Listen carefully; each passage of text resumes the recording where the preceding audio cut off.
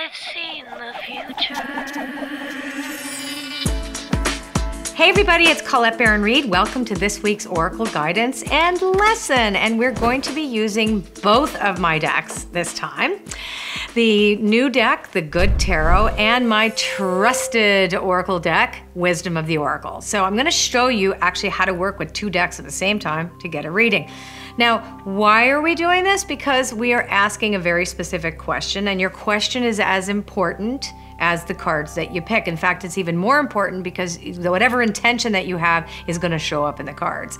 And my intention is for everybody watching this, everybody that tunes in, you're going to get guidance from the Oracle about how to work with the energy this week that's going to affect you in order for you to stay in alignment with the highest good. So let's pick 4 cards from the Good Tarot.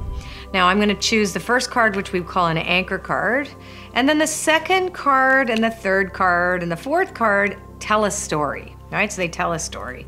Now, if you recall last week, I talked about the Good Tarot being written like an oracle. Although the way the cards are created, if you are a tarot enthusiast, you can use this deck like you would any other tarot deck. You can totally use it. I created it so you could. But if you use it the way I have written it and basically channeled it, it's all about affirmations in the now. So what guidance do we get about co-creating our reality in alignment with spirit? First card is temptation. So the temptation card represents, actually gorgeous, that is the card in the original tarot deck. It's called the devil, and I didn't want a devil in my deck. So it's called temptation because what it's about is about our attachment to the material world. And so with this, I'm going to tell you that it has an affirmation around how to work with that. And it says, the material world is my playground, but I need to be careful not to be too attached to outcomes. There is a warning to me to watch for excess and to know what's not healthy for me. When this card shows up, it's a sign I'm focused on the material realm, a little too much, and need to be aware of any excess or addictive behavior, my own or that of others, right? So you can kind of see that this is a week we need to kind of check ourselves and make sure that we're not too attached to our ambition and running for money, property, and prestige. I think that's kind of the attachment that we're talking about as a material world, as opposed to what we talked about last week, which is really about tuning into the essence of your desire. Now the next card is oh gosh, we got the same card as last week in the same position, the 10 of Air, which is all about moving beyond what you have to let go of certain things in order to truly be in alignment with the harmony of the universe. That's what we're doing, right? And how are we co-creating our world is requiring us to release attachments. Interesting that the first card was all about attachment. And so I'm going to, sorry, my nose is itchy.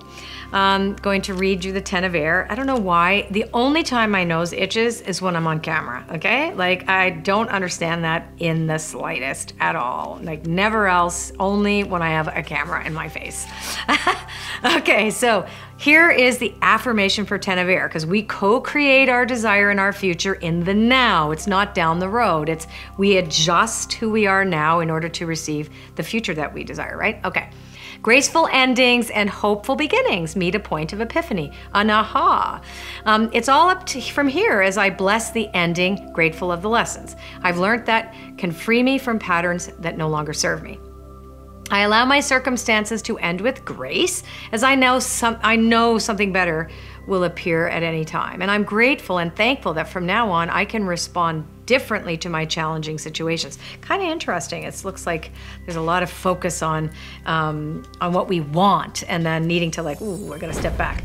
So the third card is beautiful. And it's the 6 of Water, which in the original tarot decks or traditional tarot decks is the 6 of Cups.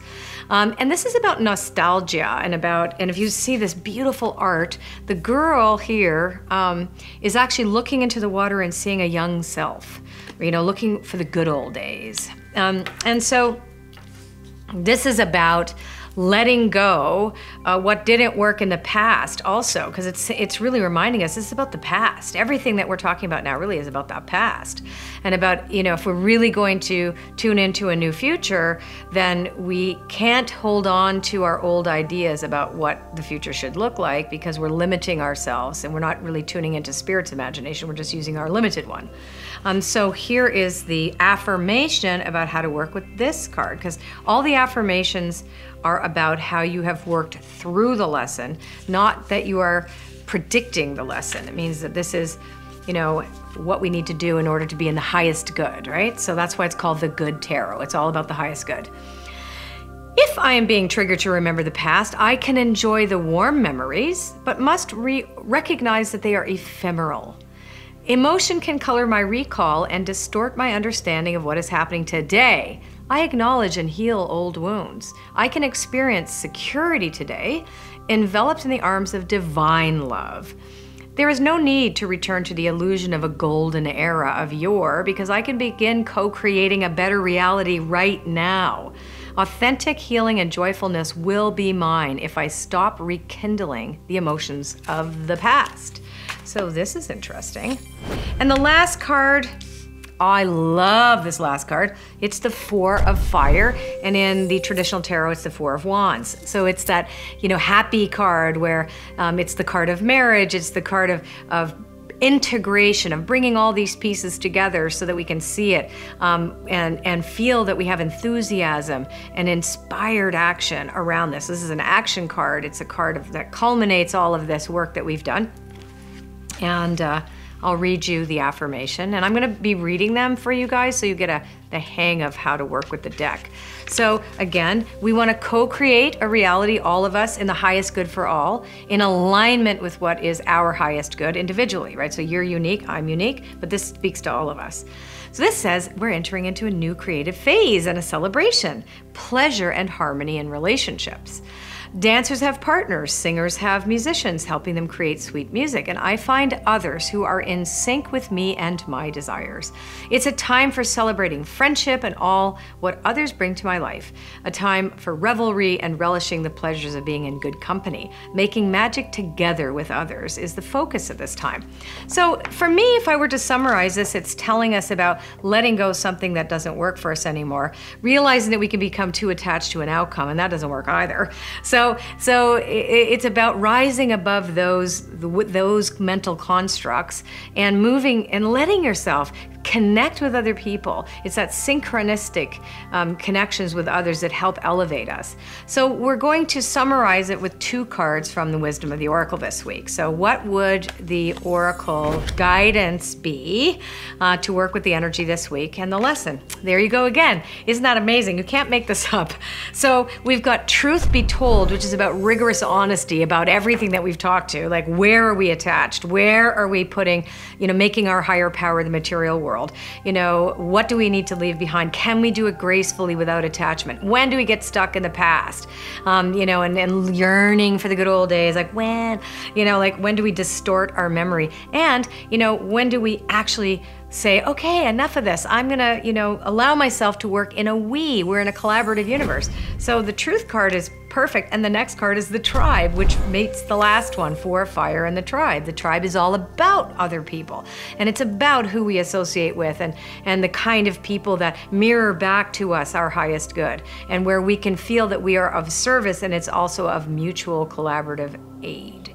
Anyway, hope that was interesting for you. I'm gonna mix it up over the next few weeks with my Oracle decks, and I hope you've been enjoying the Good Tarot. It is different and unique, but as I always say, we co-create reality in the now. It's not, the future's not down the road. We make it happen right now for it to manifest the seed we plant today. If we plant an acorn, we eventually get an oak tree. What are we planting? These cards tell us how we can make this happen for the highest good. Okay, bye.